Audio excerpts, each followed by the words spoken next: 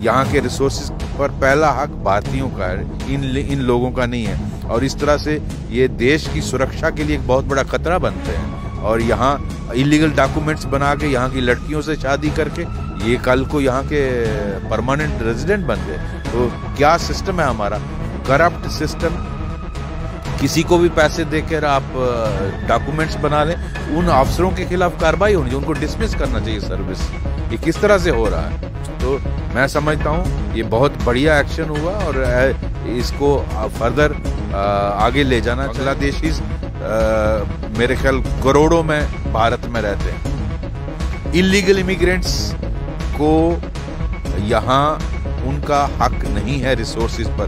भारत का पहला हक भारत के रिसोर्सेज पर भारतीयों का है, वो जो भी भारत के रहने वाले हैं उनका है। ऐसे इलीगल इमिग्रेंट्स को हमें कंटेनमेंट जोन्स में रखकर इनको पुश बैक करना चाहिए। भारत कोई ये शरणार्थी गाह नहीं है, ये कोई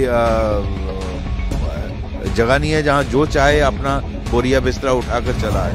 एनआरसी और सीआईए की बात करते हैं तो कुछ लोग बहुत उल्टी सीधी बातें करते हैं। भारत में एनआरसी और सीआईए इम्प्लीमेंट होना ही चाहिए। और जो यहाँ का रेजिडेंट है, जो कानूनी तौर पर भारत का रेजिडेंट है, उसी को यहाँ हक होना चाहिए। जो इलीगल है उनको यहाँ से, ये धर्मशाला नहीं है कि जो चाहे बोरिया बिस्तरा उठाकर भारत में आ जाए। तो ऐसे लोगों को आइडेंटिफाई करके, चाहे वो लाखों में हो करोड़ों में, उनको पुश बैक। यूरोप की हालत देखिए किस तरह से वो वहाँ तराई हो रही है इलीगल इमिग्रेंट्स की वजह से। तो मैं समझता हूँ इससे पहले कि भारत में भी हालात बिगड़ते जाएं इस तरह के इलीगल इमिग्रेंट्स, पहले तो बॉर्डर्स को प्रॉपरली सिक्योर करना चाहिए ताकि कोई भी इलीगली एंटर ना कर सके, चाहे वो म्यांमार का बॉर्डर हो, नेपाल का बॉर्डर हो, बांग्लादेश का बॉर्डर हो, पाकिस्तान का बॉर्डर हो। जिस भी देश के साथ भारत का बॉर्डर लगता है उसमें बिना प्रॉपर डॉक्यूमेंट्स के कोई अंदर ना आ सके। और अगर अंदर आता है तो उनको कंटेनमेंट जोन्स में रखना चाहिए और उनको पुश बैक करना चाहिए। जम्मू कश्मीर फॉर्मर डीजीपी इस वक्त हमारे साथ मौजूद हैं, एसपी वैद जी हैं। सर बहुत बहुत शुक्रिया गुलिस्तान को समय देने के लिए और एक्सक्लूसिव इंटरव्यू करने के लिए। सर किस तरह से देखते हैं आज पुलिस की तरफ से एक बड़ा एक्शन किया गया है और रोहिंग्यास पर जो इलीगल हमने देखा है कि पहले भी कई सारे मामलों में मुलव्विस पाए गए हैं, आप इस एक्टिविटी को कैसे देखते हैं? मैं समझता हूँ ये बहुत अच्छी कार्रवाई हुई, पुलिस को एक्शन करना ही चाहिए था। और पहले भी नोटिस में आया है कि किस तरह से रोहिंग्यास को हमारे जो एनिमीज़ हैं इस देश के वो इस्तेमाल करते हैं और बाकी क्रिमिनल एक्टिविटीज़ में भी उनकी इन्वॉल्वमेंट पाई जाती है। क्योंकि रोहिंग्यास इलीगल इमिग्रेंट्स हैं इस कंट्री में, वो बाहर से आए हैं, उनको भारत से कोई लॉयल्टी नहीं है और वो यहाँ भाग कर आए हैं क्योंकि उनके साथ वहाँ कुछ गलत घटनाएं हुई हैं।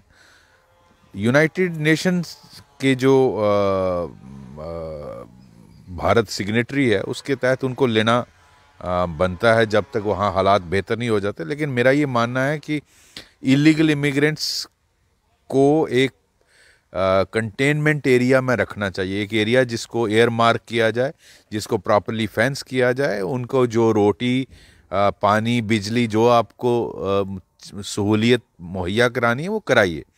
बट इनको जनरल पब्लिक के साथ मिक्सअप नहीं होने देना। जैसे यहाँ पुंछ में एक लड़की से शादी कर दी, यहाँ अपना आधार बना रहे हैं, अपना राशन कार्ड बना रहे हैं, यहाँ का डोमिसाइल सर्टिफिकेट बना रहे हैं, ये गलत बात है।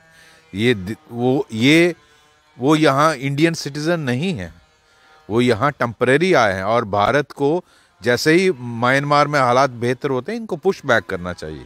बांग्लादेशीज मेरे ख्याल करोड़ों में भारत में रहते हैं। इलीगल इमिग्रेंट्स को यहाँ उनका हक नहीं है रिसोर्सेज पर। भारत का पहला हक भारत के रिसोर्सेज पर भारतीयों का है, वो जो भी भारत के रहने वाले हैं उनका है। ऐसे इलीगल इमिग्रेंट्स को हमें कंटेनमेंट जोन्स में रखकर इनको पुश बैक करना चाहिए। भारत कोई ये शरणार्थी गाह नहीं है, ये कोई जगह नहीं है जहाँ जो चाहे अपना बोरिया बिस्तरा उठाकर चला है। आज यूरोप की हालत देखिए किस तरह से वो वहाँ त्राई त्राई हो रही है इलीगल इमिग्रेंट्स की वजह से। तो मैं समझता हूँ इससे पहले कि भारत में भी हालात बिगड़ते जाएं इस तरह के इलीगल इमिग्रेंट्स, पहले तो बॉर्डर्स को प्रॉपरली सिक्योर करना चाहिए ताकि कोई भी इलीगली एंटर ना कर सके, चाहे वो म्यांमार का बॉर्डर हो, नेपाल का बॉर्डर हो, बांग्लादेश का बॉर्डर हो, पाकिस्तान का बॉर्डर हो, जिस भी देश के साथ भारत का बॉर्डर लगता है उसमें बिना प्रॉपर डॉक्यूमेंट्स के कोई अंदर ना आ सके। और अगर अंदर आता है तो उनको कंटेनमेंट जोन्स में रखना चाहिए और उनको पुश बैक करना चाहिए जब उनका पीरियड ख़त्म होता है, क्योंकि यहाँ के रिसोर्सेज पर पहला हक भारतीयों का है, इन लोगों का नहीं है। और इस तरह से ये देश की सुरक्षा के लिए एक बहुत बड़ा खतरा बनते हैं। और यहाँ इलीगल डॉक्यूमेंट्स बना के यहाँ की लड़कियों से शादी करके ये कल को यहाँ के परमानेंट रेजिडेंट बन गए। तो क्या सिस्टम है हमारा, करप्ट सिस्टम। किसी को भी पैसे देकर आप डॉक्यूमेंट्स बना लें, उन अफसरों के खिलाफ कार्रवाई होनी चाहिए, उनको डिसमिस करना चाहिए सर्विस। ये किस तरह से हो रहा है? तो मैं समझता हूँ ये बहुत बढ़िया एक्शन हुआ और इसको फर्दर आगे ले जाना चाहिए और ऐसे लोगों को डिपोर्ट करना चाहिए। एक अहम सवाल आपसे करेंगे। लगातार हमने देखा है कि आपने भी जिक्र किया कि बहुत बेहतरीन काम जो है जम्मू कश्मीर पुलिस पहले भी करती आई है और अभी भी कर रही है। इस संदर्भ से मैं आपसे जानना चाहूँगा कि कहीं ना कहीं पॉलिटिकल इन्फ्लुएंस के लिए भी कई लोगों को यहाँ पर शरण दी गई और इलीगल एक्टिविटीज़ में हम देख रहे हैं, ह्यूमन ट्रैफिकिंग की अगर हम बात करते हैं तो कई इस समय में बड़ी हैं और ख़ासकर उनमें मुलव्विस पाए गए हैं और आतंकवादी एक्टिविटीज़ में भी कहीं ना कहीं ये मुलव्विस पाए गए हैं। बिल्कुल पाए गए हैं, इसमें कोई शक नहीं है। और इसमें पॉलिटिक्स नहीं देखना चाहिए। पॉलिटिकल पार्टीज अपना अपना बोलते रहते हैं, लेकिन कानून सबके लिए बराबर है। वो कानून कोई पॉलिटिक्स नहीं मानता है। उसमें कार्रवाई जो इलीगल इमिग्रेंट है वो चाहे जो मर्जी पॉलिटिकल पार्टी उसको सपोर्ट करती हो, वो इलीगल है जब तक वो प्रॉपर डॉक्यूमेंट्स के साथ इंडियन नहीं हो जाता। तो उसको पुश बैक करना ही कानूनी कार्रवाई है और वो करनी चाहिए। एक आखिरी और अहम सवाल, ये एक प्रोसेस जो है हालिया कुछ देर पहले जो है शुरू हुआ था जहाँ पर डिपोर्ट की बात हुई थी, मगर वो प्रोसेस धीरे धीरे थम गया। क्या लगता है कि क्या वजह रही, या फिर पॉलिटिकल कोई इन्फ्लुएंस रहा, या फिर पॉलिटिकली कोई प्रेशर रहा, क्यों इनको डिपोर्ट नहीं कर पाया? ये अहम सवाल है, क्योंकि अभी भी चिंता यहाँ पर बनी है कि इलीगली एक्टिविटीज़ में ये पाए जा रहे हैं, आधार कार्ड इनके बन रहे हैं, राशन कार्ड्स का आपने जिक्र किया है, ये सब चीज़ें बन रही हैं और उसके बाद भी थ्रेट बन चुका है रोहिंग्यास। बिल्कुल, ये बहुत सालों से ये कार्रवाई चल रही थी, लेकिन उस पर कोई आगे प्रोग्रेस नहीं हुई। इसको बहुत बार इवन जब मैं सर्विस में था तब भी इसके बारे में रिपोर्ट्स दी गई थी कि इनको सबको एक जगह इकट्ठा करके कंटेनमेंट जोन में रखा जाए और इनको पुश बैक किया जाए। लेकिन शायद भारत यूएन कन्वेंशन का सिग्नेटरी है, उसकी वजह से भारत को मजबूरी होगी इनको जब तक म्यांमार में हालात बेहतर नहीं हो सकते पुश बैक करें। लेकिन हम इनडेफिनेटली वेट नहीं कर सकते।